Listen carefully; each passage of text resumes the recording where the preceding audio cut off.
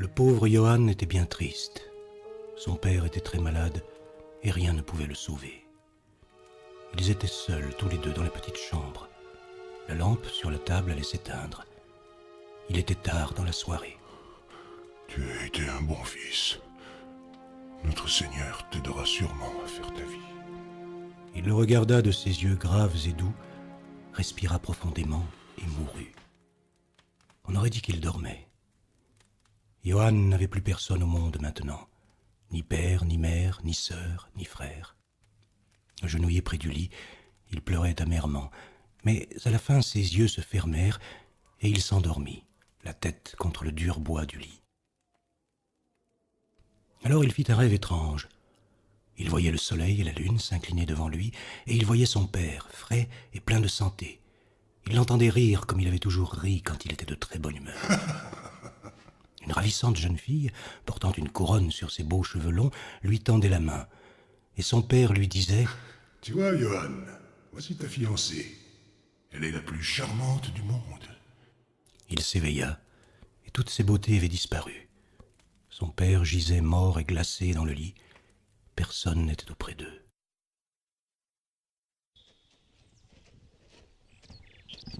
La semaine suivante, le père fut enterré. Johann suivait le cercueil. Il lui sembla que son cœur allait se briser tant il avait de chagrin. Dans les marronniers, les oiseaux gazouillaient. Johann les vit quitter les arbres à tire-d'aile et s'en aller dans le vaste monde. Oh, j'aimerais m'envoler comme eux, loin, bien loin. De bonne heure, le lendemain, Johann fit son petit baluchon, cacha dans sa ceinture tout son héritage, une 50aine de rixdales et quelques skillings d'argent. Il avait décidé de parcourir le monde. Dans la campagne où marchait Johann, les fleurs dressaient leurs têtes fraîches et gracieuses que la brise caressait. Elles semblaient dire au jeune homme « Sois le bienvenu dans la verdure de la campagne. N'est-ce pas joli ici ?» La première nuit, il dut se coucher pour dormir dans une meule de foin. Mais il trouva cela charmant. Johann dormit paisiblement et ne s'éveilla qu'au lever du soleil, lorsque les petits oiseaux tout autour se mirent à chanter.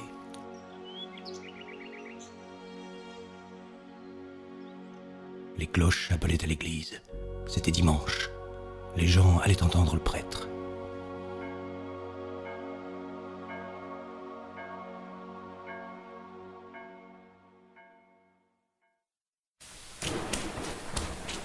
Or, vers le soir, le temps devint mauvais. Johann se hâtait pour se mettre à l'abri, mais bientôt il fit nuit noire. Enfin, il parvint à une petite église tout à fait isolée sur une hauteur. Heureusement, la porte était entrebâillée.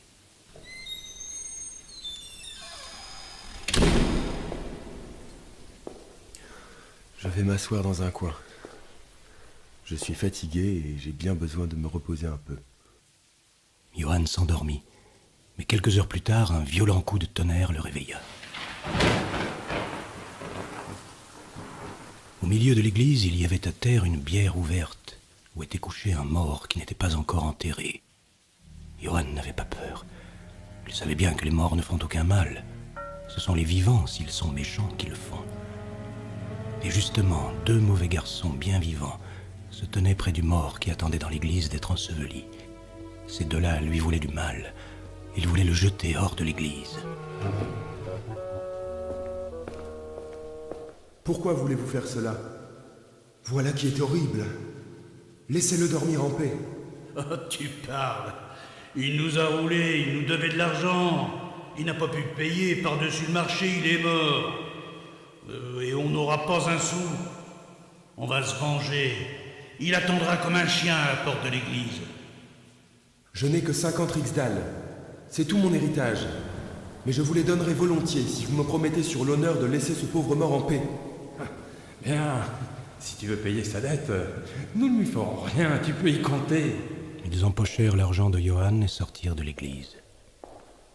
Johann replaça le corps dans la bière, lui joignit les mains, dit adieu, et comme l'orage s'apaisait, il s'engagea dans la grande forêt.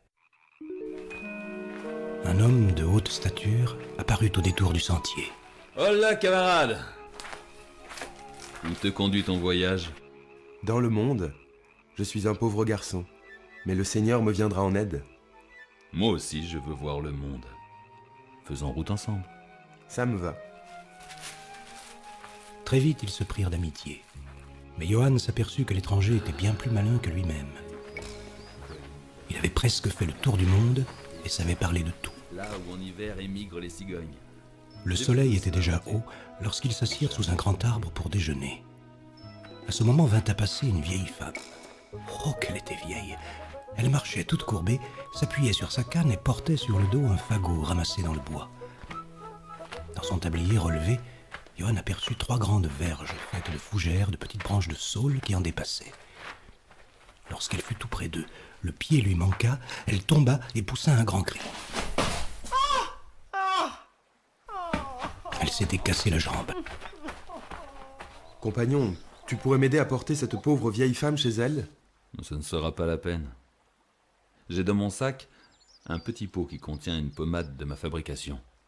Elle va guérir ta jambe, grand-mère, en moins de rien. Oh, mon brave étranger, vous êtes bien bon. Mais, en échange, je voudrais que tu me donnes les 3 verges que tu as dans ton tablier. C'est cher payé, mais c'est d'accord. Elle ne tenait pas du tout à se séparer des 3 verges, mais il n'était pas non plus agréable d'être là par terre, la jambe brisée. Elle lui donna donc les 3 verges, et dès qu'il lui eut frotté la jambe avec l'onguent, la vieille se mit debout et marcha. Elle était même bien plus leste qu'avant. Merci, étranger. Que veux-tu faire de ces verges? Elles me plaisent. Elles me serviront toujours. En route. Regarde comme le temps se couvre. Le ciel est empli de nuages épais. Ce ne sont pas des nuages, mais d'admirables montagnes très hautes, où l'on arrive dans l'air le plus pur et le plus frais. Nous les atteindrons demain. Ces montagnes étaient plus éloignées qu'il n'y paraissait. Johann et son compagnon marchèrent une journée entière avant de les atteindre. Ce sera une bien rude excursion que d'arriver là-haut. Johann, je te propose de nous arrêter dans une auberge pour y rassembler nos forces.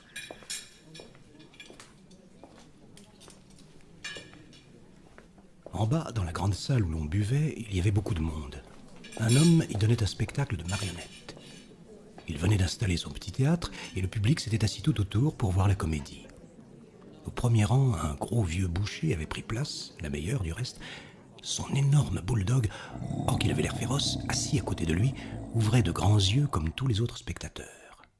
La comédie commença.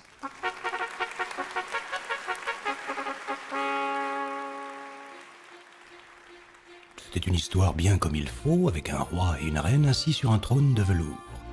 De nombreuses poupées de bois aux yeux de verre allaient et venaient au fond de la scène. Or, à l'instant où la reine se levait et commençait à marcher, le chien fit un bond jusqu'au petit théâtre et attrapa la reine par sa fine taille. Oh, c'était affreux. Le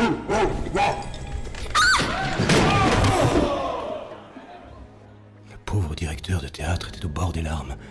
La reine, la plus ravissante de ses marionnettes, avait été décapitée d'un coup de dent.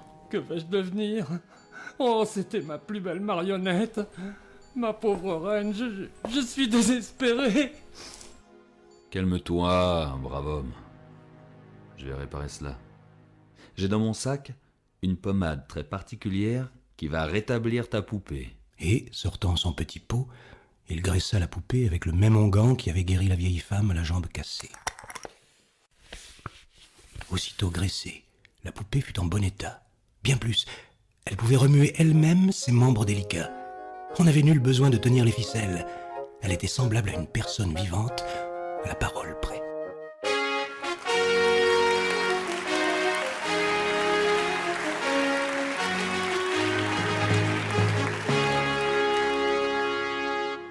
C'est un miracle, un véritable miracle. Les gens vont venir de tout le pays pour voir ce prodige. Ah, mon cher monsieur, ma fortune est faite. Pour vous remercier, je vous offre toute la recette de demain soir. Et 2 recettes et des 2 soirs suivants, oui. C'est généreux à toi, brave homme. Mais je ne désire qu'une chose. C'est que tu me donnes le sabre que tu portes au côté. Oh monsieur, si ce n'est que cela, le voici.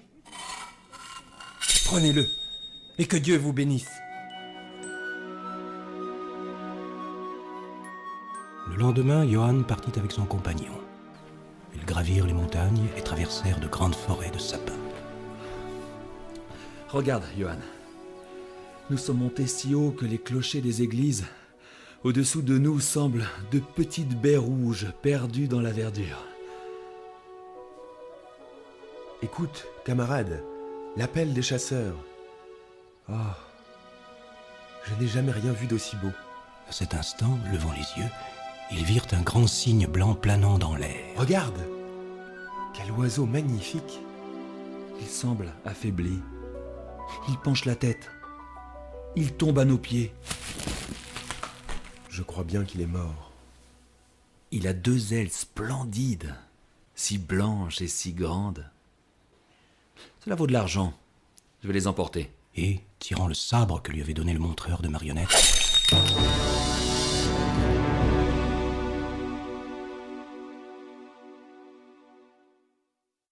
au bout de quelques jours, Johann et son camarade arrivèrent aux portes d'une grande ville entourée de 100 tours, qui étincelaient comme de l'argent au soleil. Voilà une cité très animée. Il nous faudrait trouver une auberge pour faire un brin de toilette. Ce ne sera pas difficile. Entrons dans celle-ci. Auberge du palais. Elle a tout à fait bonne mine. Entrez, messieurs. Vous aurez chez moi bonne chère et excellente literie. Merci l'aubergiste. Nous prendrons 2 chambres. Mais dites-moi, quel est cet immense bâtiment qu'on aperçoit d'ici? C'est le palais du roi, messieurs. Il est tout en marbre et son toit est entièrement fait d'or rouge. Suivez-moi, je vais vous montrer vos chambres. Voyez-vous, le roi est un brave homme, mais sa fille est une princesse très cruelle. Elle est extrêmement belle, mais elle est mauvaise. C'est une véritable sorcière, responsable de la mort de nombreux princes. Comment cela? La princesse a donné la permission à tout le monde de prétendre à sa main. Prince ou gueux, qu'importe. N'importe qui, même moi, peut se présenter pour l'épouser et hériter du royaume. Mais pour cela, il faut répondre à 3 questions qu'elle pose. Celui qui répondra aux questions deviendra son mari. Mais celui qui ne répond pas est pendu ou à la tête tranchée. Et jusqu'à maintenant? Personne n'a pu répondre même à la première question. Ah bien, Qu'est-ce que cela? justement, voici la princesse qui passe en ville avec tout son cortège. Je vais vous ouvrir cette fenêtre. Vous serez aux premières loges.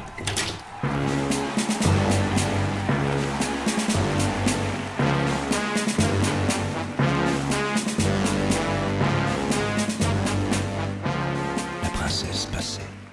Et elle était si parfaitement belle que tous oubliaient sa méchanceté et l'acclamaient. 12 ravissantes demoiselles vêtues de robes de soie blanche, montées sur des chevaux d'un noir de jais, l'accompagnaient. La princesse elle-même avait un cheval tout blanc, paré de diamants et de rubis. Lorsque Johann l'aperçut, son visage devint rouge comme le sang qui coule. La princesse. Elle ressemble exactement à cette adorable jeune fille que j'ai vue en rêve la nuit où mon père est mort. Il est impossible qu'elle soit aussi cruelle qu'on le prétend. Que dis-tu, Johann? Puisque chacun a le droit de prétendre à sa main, même le plus pauvre des gueux, moi je monterai au château. C'est plus fort que moi. Monsieur, vous n'y pensez pas. Johann, écoute-moi. Ton projet est une folie. C'est ma fiancée, camarade. C'est elle que j'ai vue en rêve. Elle m'est destinée. Tout ira bien, mon ami. Tu m'aideras. Le compagnon devint très soucieux. Johann brossa ses chaussures et son habit, peigna avec soin ses beaux cheveux et partit seul monter au château.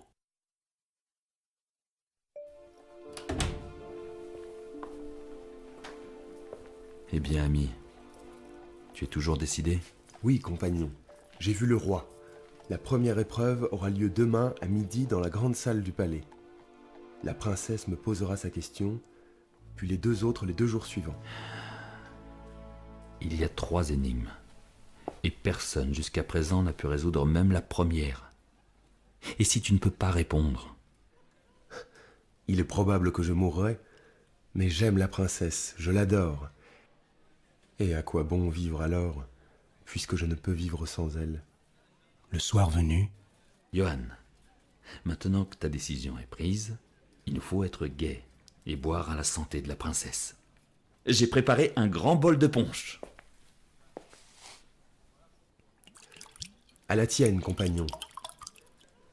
Quoi qu'il arrive, je veux que tu saches que je t'aime, et que ton amitié m'est précieuse. À la tienne, Johan. quand Johan eut bu les 2 verres de punch, il ne put résister au sommeil et s'endormit sur la table. Son camarade le souleva doucement de sa chaise et le porta au lit. Puis il prit les grandes ailes qu'il avait coupées au cygne, les fixa fermement à ses épaules, mit dans sa poche l'une des 3 verges que lui avait données la vieille femme, ouvrit la fenêtre et s'envola par-dessus la ville, tout droit au château.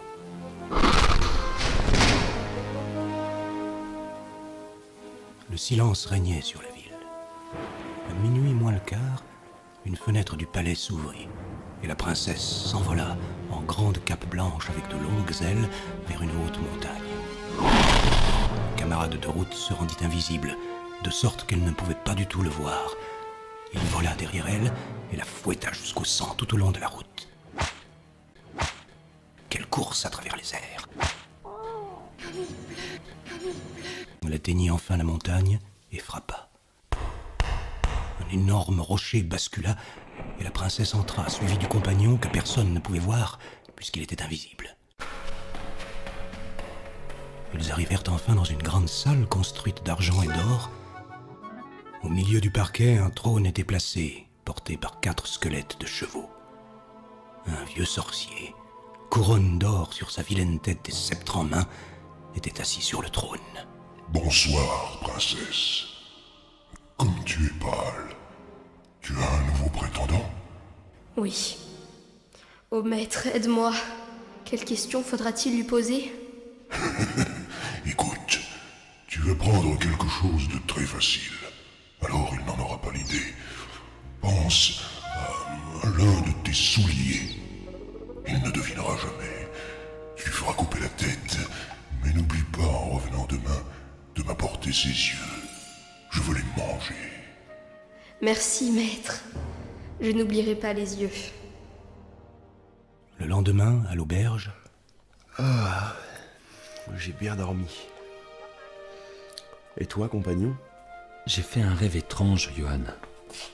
J'ai rêvé que la princesse te posait sa question. La réponse était « à ton soulier ». En effet, c'est une réponse pour le moins curieuse. Promets-moi de lui répondre ainsi. Ma foi, autant cela qu'autre chose. Aie confiance. à midi, Johan pénétrait dans la grande salle royale du conseil.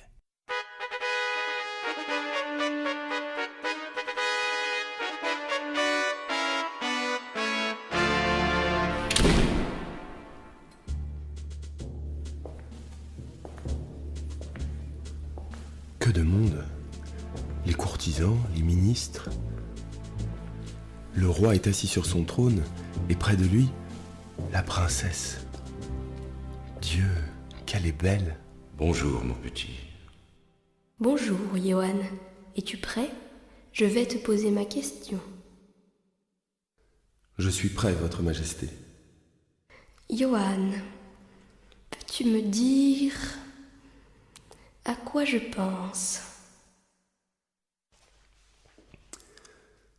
Vous pensez à votre soulier. La princesse pâlit, puis elle se mit à trembler de tout son corps. Johan avait deviné juste. Il a deviné. Il a deviné. C'est la première fois.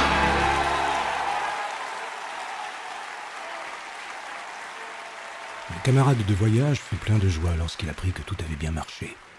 Le lendemain déjà, il faudrait subir la deuxième épreuve. La soirée se passa comme la veille. Une fois Johann endormi, son ami vola derrière la princesse jusqu'à la montagne et la fouetta encore plus fort qu'au premier voyage. Personne ne le vit et il entendit tout. La princesse devait penser à son gant. Il raconta donc cela à Johann comme s'il s'agissait d'un rêve. Le lendemain, le jeune homme devina juste encore une fois et la joie fut générale au château.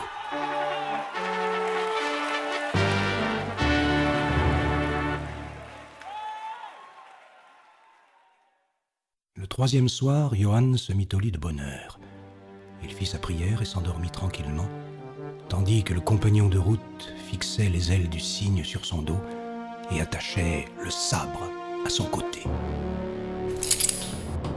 La nuit est sombre. La tempête arrache les tuiles des toits. Allons. J'aperçois la princesse. Elle est en avance. Elle se hâte vers la montagne.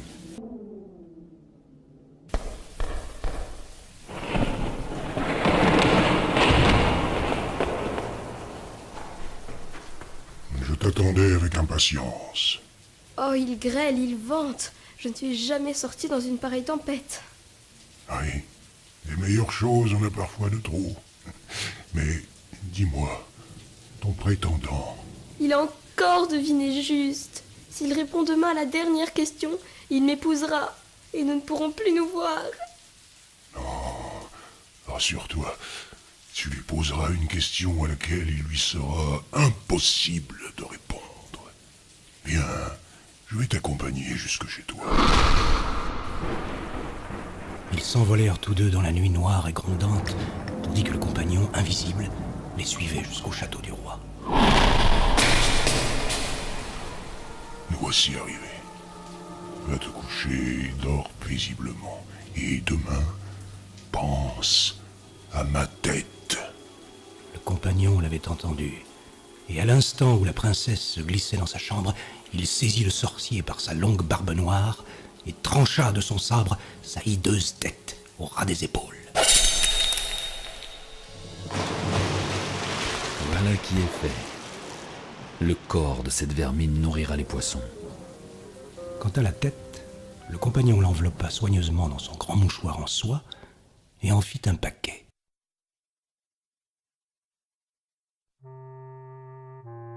Il est bientôt midi, compagnon. Je vais me rendre au château. As-tu fait un rêve cette nuit encore ? Écoute, Johann. Quand la princesse t'aura posé sa question, tu ouvriras ce paquet que voici. Tu entends bien. Mais surtout, ne l'ouvre pas avant.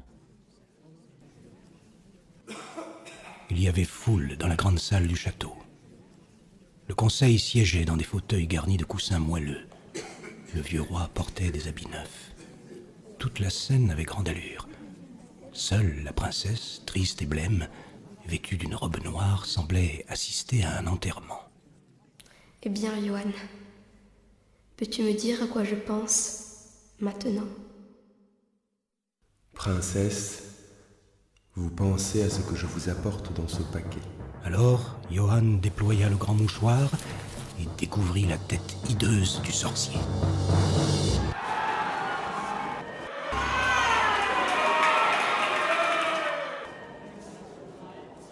Johann, maintenant tu es mon seigneur et maître.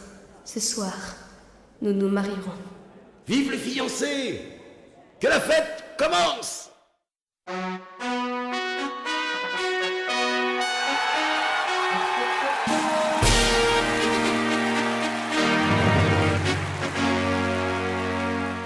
Tout le peuple criait « Hurrah !» La musique de la garde parcourait les rues. Les cloches sonnaient.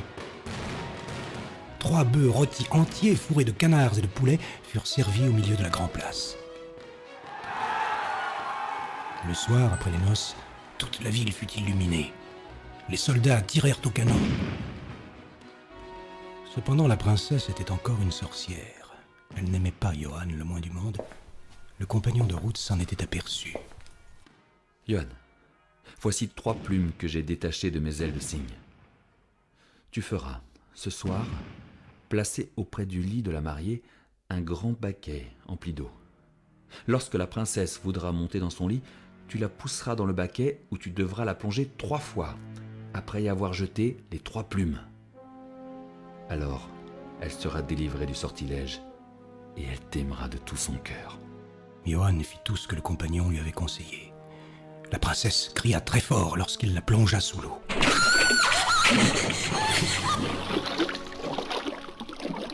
La première fois, elle se débattit dans ses mains sous la forme d'un grand cygne noir aux yeux étincelants. Lorsque pour la deuxième fois, il la plongea dans le baquet, elle devint un cygne blanc, avec un seul cercle noir autour du cou. Alors, pour la troisième fois, il plongea complètement l'oiseau. À l'instant, elle redevint une charmante princesse, encore plus belle qu'auparavant. Oh, Johann, merci de m'avoir délivré de cet horrible enchantement. Mon amour. Merci, mon Dieu. Le lendemain matin, le vieux roi vint avec toute sa cour et le défilé des félicitations dura toute la journée. En tout dernier s'avança le compagnon de voyage, son bâton à la main et son sac au dos. Compagnon? Pourquoi ce sac et ce bâton? Tu ne veux pas nous quitter? Pas maintenant. Il est temps que je parte, Johann. Mais c'est à toi que je dois tout mon bonheur. Reste auprès de moi, de nous. Je ne le puis. Te souviens-tu du mort que 2 mauvais garçons voulaient maltraiter? Tu leur as donné alors tout ce que tu possédais pour qu'ils le laissent en repos dans sa tombe. Ce mort, c'était moi. Et ayant parlé, il disparut.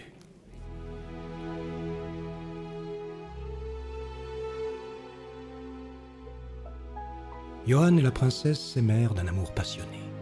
Le vieux roi vécut de longs jours heureux. Il laissait ses petits-enfants monter à cheval sur ses genoux et même jouer avec son sceptre et sa couronne. Enfin, lorsqu'il mourut, Johann régna sur tout le pays.